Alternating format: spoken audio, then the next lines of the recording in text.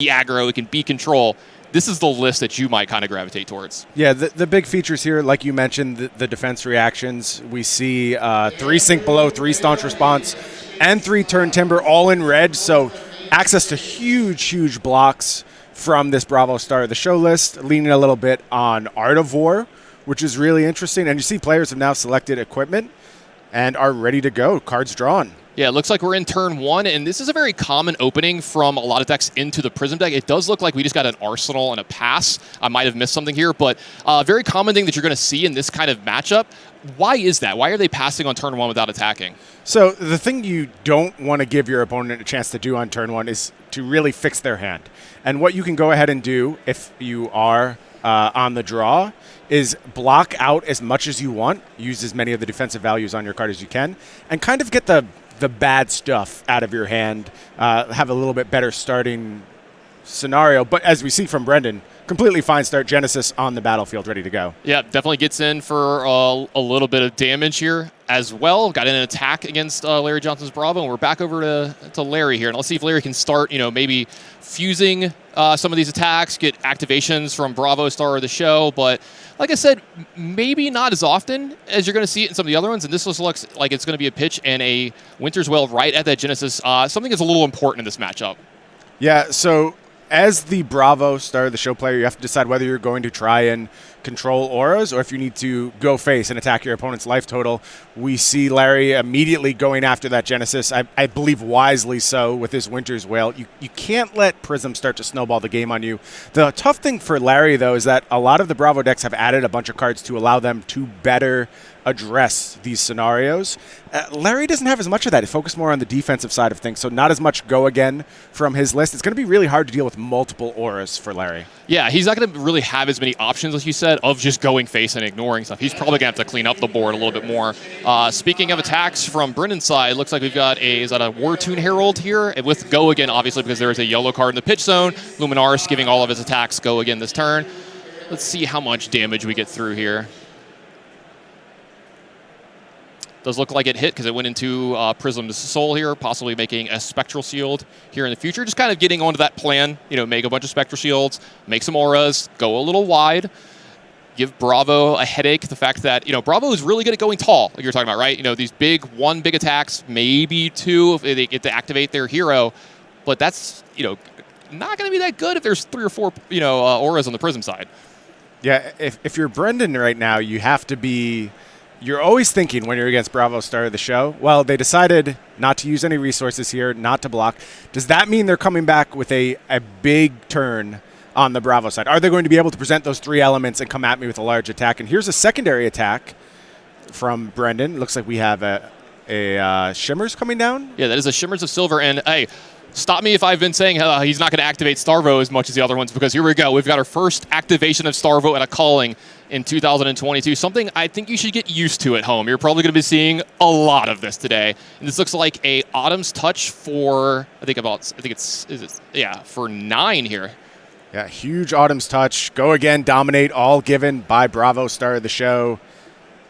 This is the Bravo deck doing its thing. And you see Brendan's life total already at 34, took an early hit, and now has to decide how we're going to deal with the aggression coming out of the Bravo deck. One of the best features of the Bravo deck is how seamlessly it switches back and forth from aggression to defense. And it's based mostly on whether it's fusing or not. Its fuse turns are tremendous as far as swinging the game, acting as pivot turns. Yeah, speaking of those pivot turns, I think we'd be remiss if we didn't talk about the fact that, he's already got his Tunic up to 3 here. There's that Seeds as well sitting there. In my opinion, this is the best equipment suite in the game right now. I agree with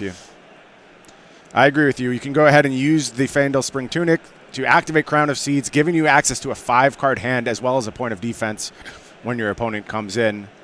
Really good against the annoying attacks that you're going to see out of the Prism deck. Spectral Shields happen, any of the auras attacking for 1. You don't really want to block with a card from hand against these. It always feels so bad, but it does look like Brendan's going to give him a chance. It looks like we're just going mostly on Herald beatdown here. Yeah, it's strange to see. I don't think that's what Brendan wants to do. I think he prefers to establish his aura plan, but you play the cards as presented. You try and get yourself into a scenario where you're able to execute your late game. You pitch carefully, make sure you're keeping good cards on the bottom of your deck if you're expecting to go long.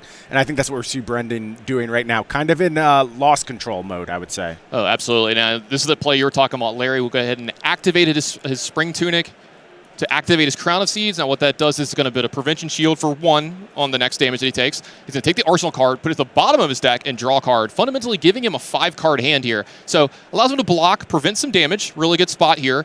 Plus it filters the hand. It makes sure that you can reveal those 3 elements a little more often. And it looks like the Haze Bending is going to end the turn here for Brendan. He's going to Arsenal up, draw, and pass back over to Larry. It looks like both players at 34. Larry, taking a look at his hand, it doesn't look like I do see an ice card. I do see an earth card. I think the lightning is what he just. Oh, never mind. Nope, there we go. That's what we call Jin on the Bravo side of the table. Going to go ahead and find a probably large attack here, although hasn't really been able to follow up with the back-breaking Guardian attacks, something like a Pulverize thus far. But that's the thing about Bravo Star of the Show, is that if you're fusing, even your bad attacks are really good. And here we see a Disable. This is one of the interesting features of Larry's deck. Going to go ahead and grant that, Dominate, go again. If Disable hits, that's going to go ahead and clear out Brendan's arsenal. And quite frankly, there's not many ways Brendan can interact with that. Something like a Soul Shield from Arsenal might be enough block value if you really want to commit to preventing the arsenal from being cleared. But we're going to have to see what Brendan fires back with here. Yeah, Prism, one of the decks that could be a little tricky sometimes with your arsenal. You do have some cards that can be played as an instant, but if that's not the case, which it looks like it is, it's going to be an unmovable, even better. So unmovable play from Arsenal are going to have an extra defense value here as well. This is going to be blocking almost all of the attack. And then it looks like we're going to have a Channel Lake Frigid get pitched, since we have the go again, to the Winter's Wail to take down the Haze Bending. This is how you want a typical turn with Starvo to play out against Prism. Absolutely. But honestly, it was good on the Prism side as well. Brendan, with a really strong arsenal for that specific scenario, was never at risk at losing a card to the effect of Disable. So I think that was kind of a strong turn from both players. Oh, absolutely. And parity's kind of still in place right now. Yep. Brendan, we're going to see really large attacks on one side, and they're going to see a death by 1,000 cuts on the other side. A whole bunch of ones. We've got an Ode to Wrath making its way into the battlefield here after a Spectral Shield token gets in, and then that's going to get in for a little extra damage as well, getting in some attacks. So this is what we're talking about. The Seeds is going to help here in preventing one, but you don't really want to block these with cards from your hand too often, so lots of little cuts coming Larry's way. Yeah, that's the thing about small sources of damage in Flesh and Blood. And Larry's just running hot now. We're going to go ahead and activate Starvo one more time. Look, this is an onslaught from the Bravo player. Brendan right now is trying to get out of this alive. It's about making it through this string of activations. Like I said, this version of Starvo, not quite as explosive when it is able to execute on these fuses. So that's helping Brendan out a little bit. But still, you see the size of these attacks. 8, go again, dominate. Once more from Larry Johnson's side. I'm used to being wrong pretty often, right? We can't get everything right all the time, but I didn't think I'd be this wrong this often early in the day. Larry making me eat my words on saying it'd be a little harder for him to fuse here, and he's doing it at a pretty nice clip here. So, like you said, huge attack for 8 from Larry here from this Autumn's Touch with Go Again, with Dominate. He's still got an Arsenal card. He's still got 2 more cards in his hand, so possibly a big turn coming here. He could follow up with Winter's Wail. Yep. Could follow up with an attack from Arsenal here if he's got another big attack. Probably going to be the Winter's Wail to help clean out this Ode to Wrath and stuff like that, but we'll see. I do see a Channel Lake Frigid here as well. Strong play against Prism for sure. Is just going to go ahead and pitch that Channel Lake Frigid, though. Winter's Wail attack, like you mentioned, going to clear out. Looks like it was not the Ode to Wrath. No, here it is. So the spectral... There's the spectral shield being cleared from the damage done. Right. You are correct, sir. And again, another strong turn for Larry, but Brendan just fading them right now. Not really a knockout punch, and I think that's a function of the cards drawn thus far to benefit from Bravo's ability. But now we start to see some big hits make their way into Larry's hand. I saw a Crippling Crush drawn there. And so that's where another big test is gonna come from Brendan. Brendan getting attacked with another, I believe that's a War Tune Herald here coming in. Obviously a yellow one. Almost all of them are going to be yellow in this deck. Going to present some damage for Larry here, and I wonder if he's going to be able to. The real test here is he going to be able to weather this next turn. This next turn is going to be a very big attack, so let's see if he has one of those defensive reacts that he's been having a few times so far, and that we think are going to be a lot of in his deck. I believe that, we boarded in a bunch. Usually this is the matchup that you want it in. So let's see how Brennan's going to do this. I think he's contemplating on what exactly he wants to pitch here this turn to make this attack. I wonder if he doesn't have a yellow. I can't quite make out the color of that card in his pitch zone. I believe it's a blue. Yeah, I think this is a yellow because this does have go again, it looks like. So. Okay. You are correct. The foils really can be difficult sometimes. The foils sometimes. are tough, man. Because that is a beautiful card, but it can be rough sometimes on us.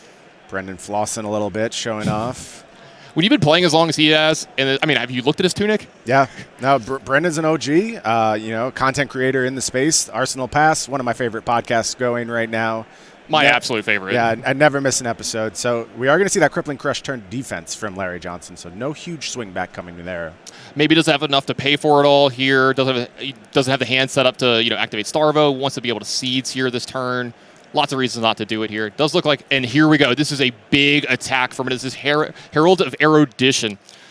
This one, probably one of the most important attacks in his deck. If this hits, it's going to draw a bunch of cards. This is a card you don't want to hit you if you're Larry Johnson. So let's see how much he's willing to take here, if any, or how many cards he wants to give up. Or he's got some equipment here. So let's see exactly how he wants to do this. Yeah, so the Herald attacks from the Prism side are sort of interchangeable until you get to Herald of Erudition, where the on-hit is just tremendous.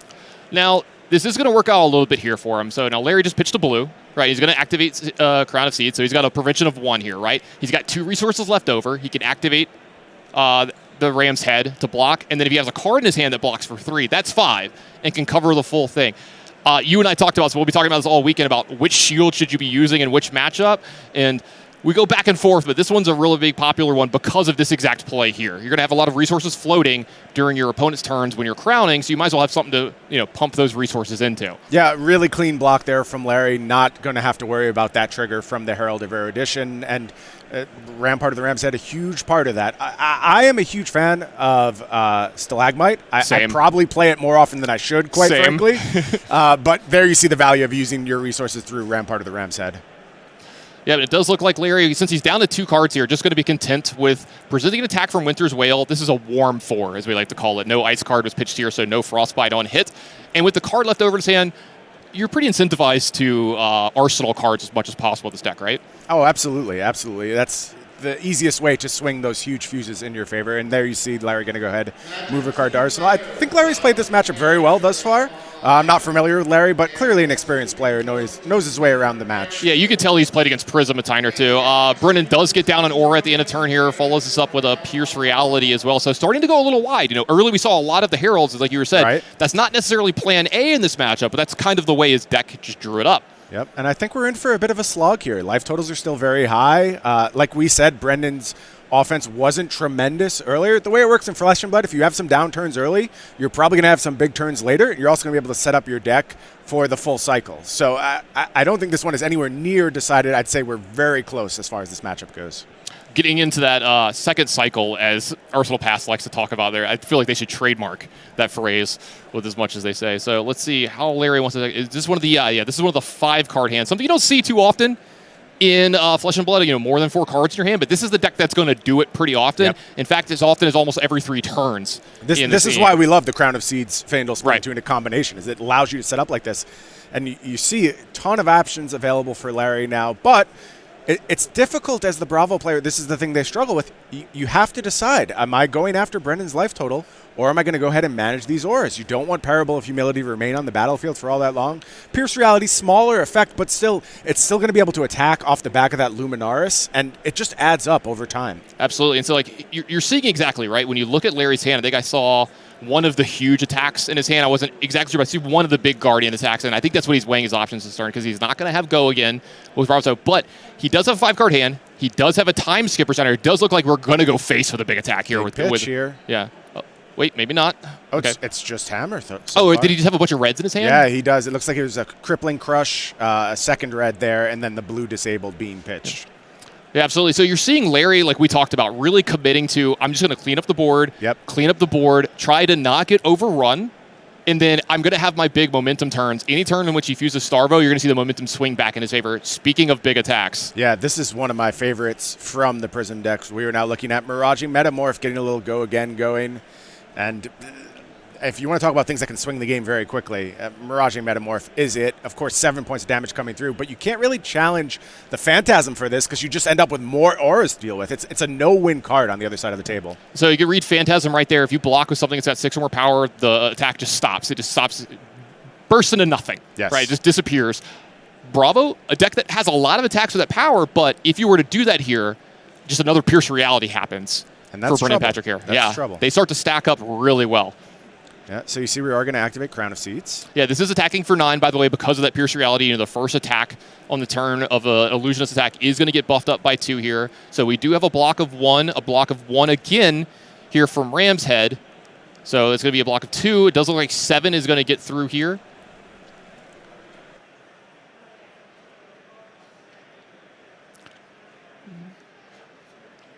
Yeah, it does look like we have the life totals reversed. We're going to get that fixed here in just a second.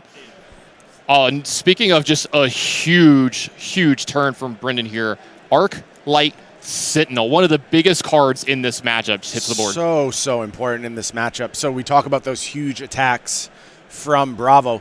They have to go towards Arclight Sentinel now. So, I mean, Larry can go ahead and hit a huge fuse turn here. Absolutely massive. It may be able to get that Pulverize off for a giant attack. It doesn't matter. It's going after the Arclight Sentinel unless you find a way to go ahead and get multiple resources. But given that all the Starville cards are so expensive, very challenging to do that. Yeah, this is a card that has actually, kind of challenged a lot of Bravo players in how they build their deck. We only see 1 Awakening in Larry's deck, but usually, you're up to 2 or 3 in most Bravo decks. And we found, in our testing that we usually would either board down to 1 or 0 Awakenings in the matchup because of the threat of Arclight Sentinel. Because the way that the combat chain works is if you have a bunch of these Seismic Surge tokens ready for your turn, you're about to, cast your 14 drop or your 10 drop for free. All of them pop, and the combat chain opens. But Prism gets priority. They could play an Arclight Sentinel, and then, hey, what do you want to do? Do you want to play your huge attack? Because if not, you just wasted your entire turn. You wasted your Awakening. You wasted your Seismic Surge token. So, yeah, a great counter to one of those Haymakers. I think what we saw here is probably a Winter's Wail activation going at the Arclight Sentinel, even if we didn't see the Winter's Wail moved forward. And you notice an overpay there. Larry trying to filter his hand a little bit. Also setting up the bottom of his deck, like we said, knowing this is going to go long. Yeah, absolutely love seeing that from Larry here. You pointed out earlier, seems like he's a really, really seasoned player, knows what's going on.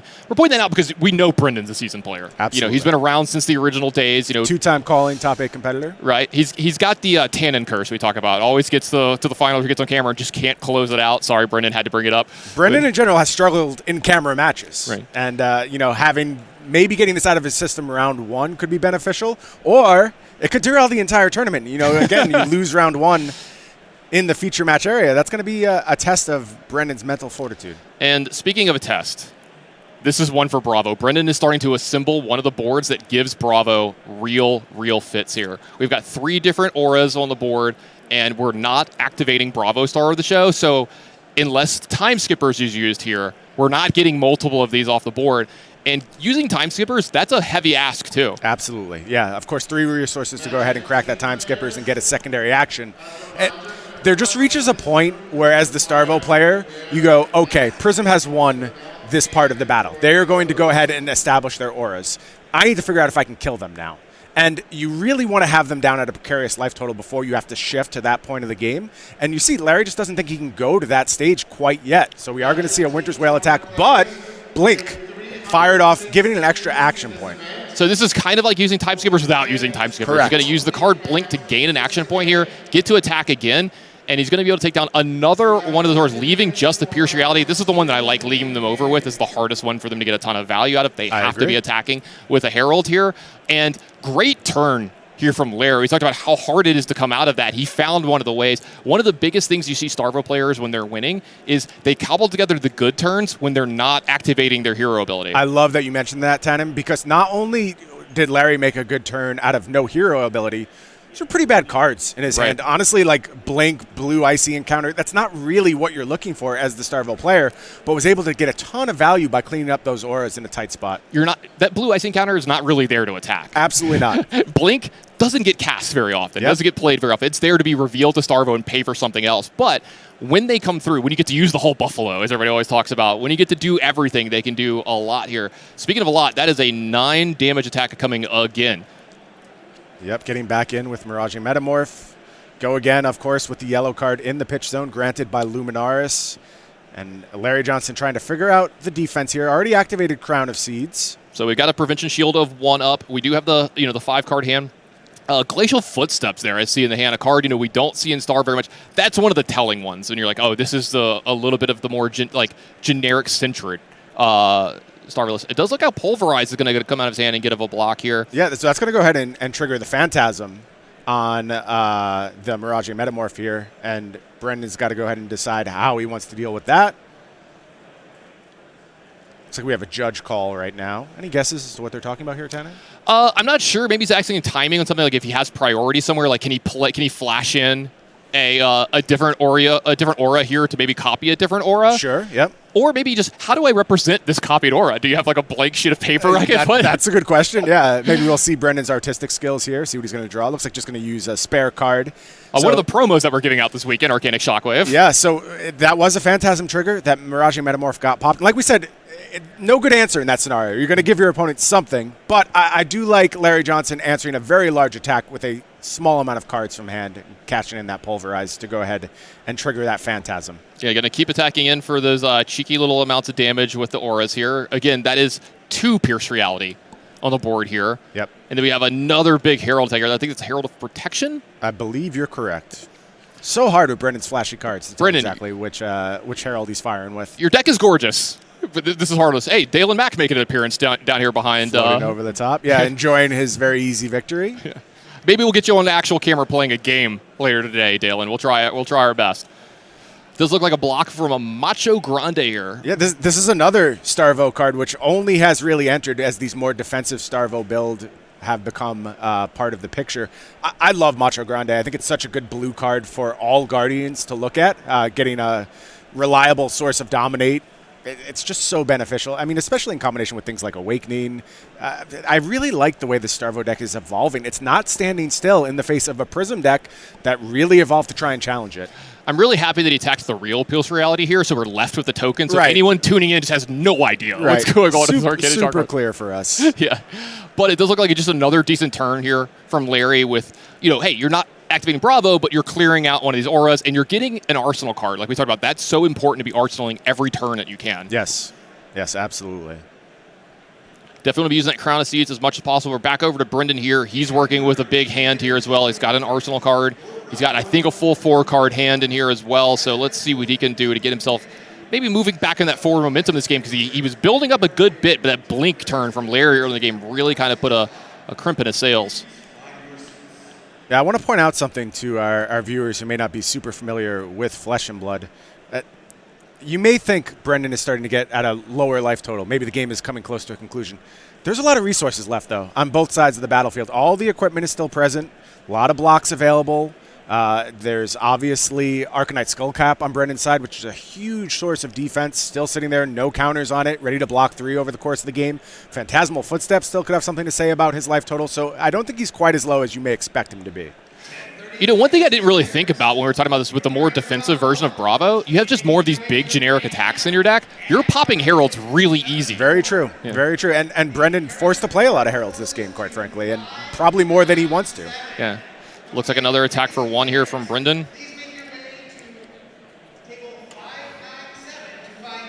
Looks like a Spectral Shield. I expect to see a lot more Spectral Shields in the Prism games. We haven't really seen that many. And then it is going to be followed up by another Aura. Yeah, so for everybody at home, I do believe that the life totals are swapped here. I do believe that Larry is at 13, Brendan's at 22.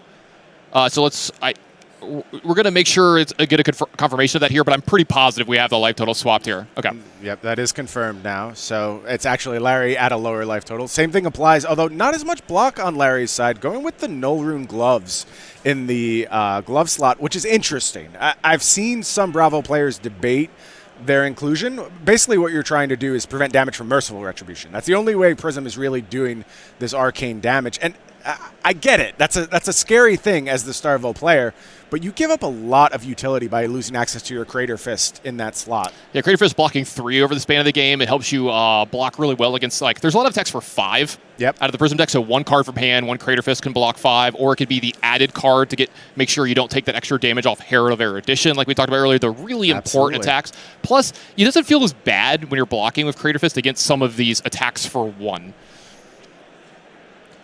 Which we're getting a lot of here. Yeah, I mean, Brendan's starting to accumulate those auras on his side, just doing the plinking thing, and that's scary for Larry. There's tools to deal with it. You know, Rampart of the Ramshead really good at dealing with that. Crown of Seeds, obviously. So you're able to convert your blue cards into multiple points of defense, which is really, really nice. It does look like we're going to have Attack from Winter as well to kill this Pierce Reality here, but 2 auras left on the side of Brendan here. Does Larry have anything else this turn? It does look like, I think that's going to be it. This turn might be getting an Arsenal and a pass with a card in the hand and floating resources.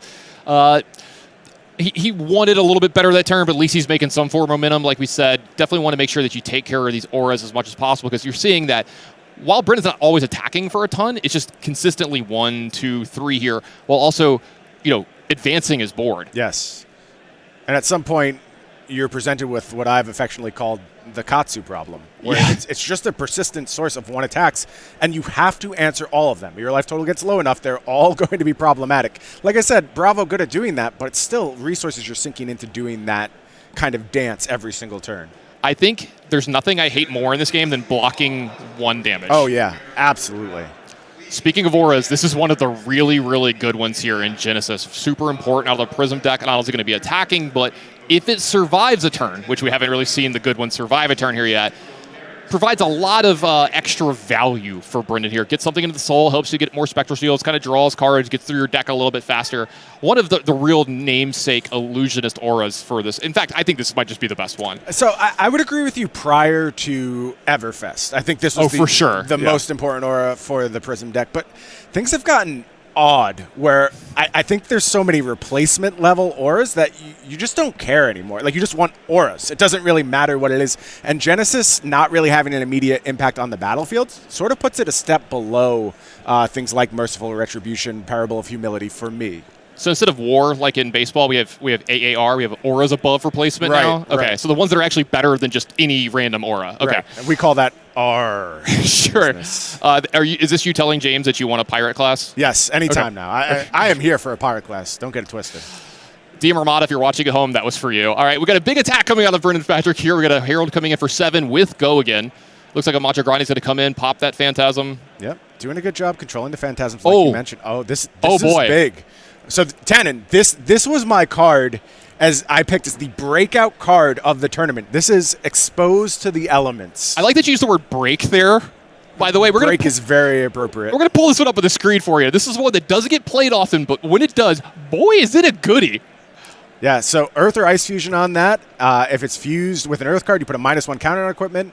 Fused with an Ice card, you destroy an equipment with 0 controlled by target hero unless they pay 2. I think what happened here was Brendan was able to pay. Is that correct? Yeah, if you pay, you can say, hey, you can't control, you can't target the one that I have. It has no effect. So yeah, so not a backbreaking impact from Exposed to the Elements, but there's huge potential to just swing a game so dramatically in your favor if you're able to time it well. Here, it's really functioning more as a discard effect against Brendan. Still, though, that's a good floor for a card that can literally just win you the matchup if you hit it in the right spot. In the mirror, it can do absurd things right away if you hit a Crown of Seeds or their shield. Yeah, if they have Ram's Head. It's a nightmare. Yeah. So definitely a card that, it's a blue, so the floor on it's pretty high, right? It's going to pitch for 3. Yep. But when that card is good, it is a game winner. Speaking of game winners, we got a lot of attacks from Spectrals here on the Prism side from Brendan Patrick. We got a Spectral Shield getting in a little bit here. Parable of Humility also backing it up. Yeah, Parable of Humility going to be shrinking the attacks and defenses a little bit of Larry's, as well as getting in that little chippy 1 damage here. Yep. I'm going to remind you again, life totals are reversed. So Larry going to go ahead and fall to 9 here, or excuse me, 10. Well, eventually 9. Now, there we go. There we go. We had to physically go through all the ones. Yep. We have to declare all the ones here. So, like you said, this is the Katsu. The Katsu damage at the end of the game, where eventually you're going to have to start trading cards for these attacks, and that spells the beginning of the end. over the weekend, you're going to hear me just gush about various flesh and blood things, but how cool is it that the ninja kills you death by 1,000 cuts? It's so on brand. Yeah, it's incredible. Flavor, one of the most beautiful, strongest parts. It's great to watch. It's not so good when you're on the other side of the table. I agree with you. I agree with you. You're the one being cut. I started off as a Katsu player. That was kind of my introduction to Classic Constructed. So I have a lot of fondness for Katsu, but being on the other side of the table can be a nightmare. Not a fan. Okay. Also, not a fan of being on the other side of the table. Yep. I always get comboed, by the way. Okay. Whenever I'm playing the deck, I can never combo in my life, and they always, the turn's over, and there's just 10 cards on the combat chain. I'm like, what just happened? Pilot error. That's all. It's always me. Yeah, it's always me. We'll have a ninja training camp for you at some point. We'll get you up to speed. Done. So you've seen a big think here from Larry. I get it. I mean, we're getting into the nitty-gritty now. These are the turns that are really going to determine the outcome of this game. Is this a 5-card hand as well? I think it might be. Yeah, this is a 5-card hand, so we've got a big pitch here setting up what looks like, just a Winter's Whale. Going to take down that Parable. Yeah, again, pitching 2 reds and a blue to activate the Winter's Whale. Now, you can do that. You pitch the reds first and then go ahead and clean up with the last 3. And Larry is doing this to get specific cards on the bottom of his deck and to clean up his hand. And I want you, viewer, to be very aware of that because Larry's deck that remains based on what he's been pitching is strong. It's really strong. Now, one of the good things about Prism is that, like, all of your cards are strong. Everything's a yellow, so you kind of stay pretty consistent throughout the game. But I think Larry's deck is only getting better as time goes on. When you're playing a deck designed to go longer in the game, it's way more often that you're going to get to that bottom pitch stack of things that you've pitched as early as turn 1, 2, and 3, and you're going to see those cards again. So you need to be thinking about that from turn 1. So I think it's a really good thing that you pointed that out. Larry down to 9, going to activate Seeds here. Get that prevention, draw up. Got 2 resources floating here. Now, him having the Ram's Head here in this matchup, going to go a long way in stalling out a lot of these attacks for 1. Yep. Yeah, so I will continue to mention the Bastion versus Ram's Head exchange, but in Larry's deck, it's no question to me you want Rampart in this matchup. You just don't have the same explosiveness. You want to play a more defensive game. Bastion is kind of good at like squeezing you into tight windows, whereas Ram's Head is way better at going long. Yep. Speaking of going long, here we go again. Just more and more attacks. A Merciful Retribution being added. Another Aura being added here. Which one is this one? His hands covering it up. Good turn here from Brendan. Looks another Passing Mirage as well. Great turn from Brendan here. Let's see. This is a turn where Larry really needs to have a big turn. He needs to activate Starvo or have a bunch of blues in his hand so he can maybe activate Time Skippers. He needs to be attacking twice this turn, right? I agree with you, or he's got to just have a huge offensive turn, which here's the possibility for it. Oaken Old being fused, one of the primary attacks from this Starvo deck. Our first look at Oaken Old here in the feature match area. Going to see a lot of it this weekend. Yeah, this is one of my favorite cards in the deck, and just one of the best cards because of the ease of playing it plus fusing it. Your hands just work out that way pretty naturally because all of your cards push for Look at what Brendan has here. Just the perfect answer for Oaken Old, able to produce that unmovable. Yeah, because if you see this, if Oaken Old does hit, it destroys your opponent's hand, taking 2 cards at random, and that could be a death sentence for a player because their hand just won't come together the next turn.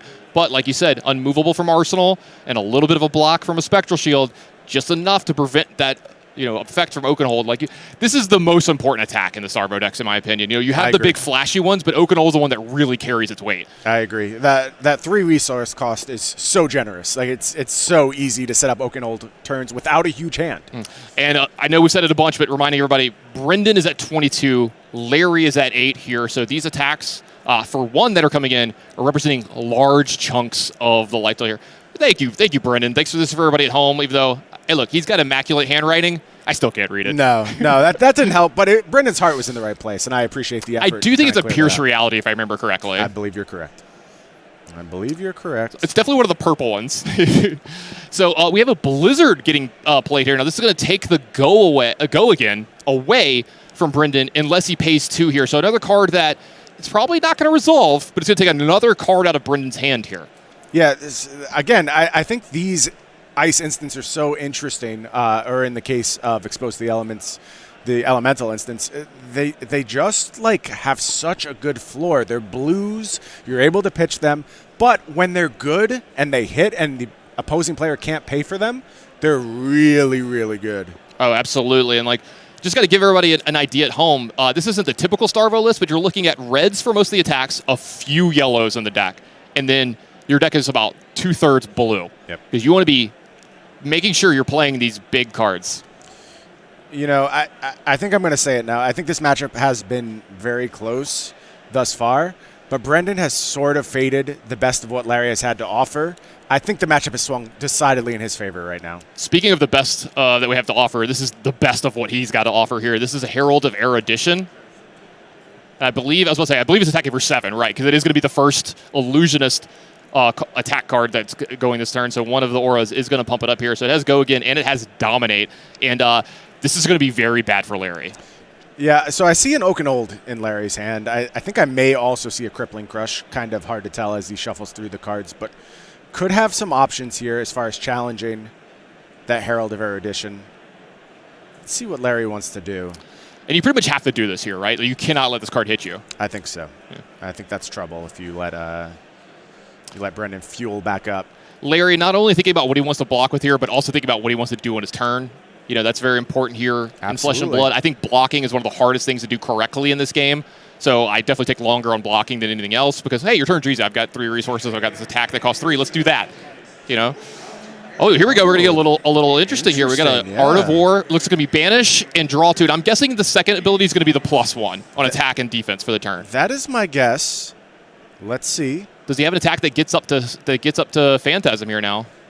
I think that was the goal. Or wait, does this card not have Phantasm? Is this one of the auras that takes away Phantasm? Oh, the aura that Brendan has in play. You may be correct about that, Tynan. Let's get confirmation on that. That's the Pierce Reality, right? Yeah, sorry. We're trying to keep up with this at home, make sure we get all of these right. It gets a little confusing. So we get 1 block from hand here. Let's see if this pops or it doesn't. No, it does. Yeah, it does look like that's what happened here because damage is going to go over. We're going to draw 2 cards from Herald of Erudition. Larry down to 3, and I wonder if Brendan can put away the game right here. I think Larry's down to, what, 1 card in hand? He's got 2 resources floating. Oh, yeah, this is a huge attack here as well. I was supposed to say it's a lot of pressure on Larry, and that's going to be it. Brendan bucking the trend and getting a win on camera. Shaking off the monkey. That was passing Mirage that Brendan had in play. Of course, taking away a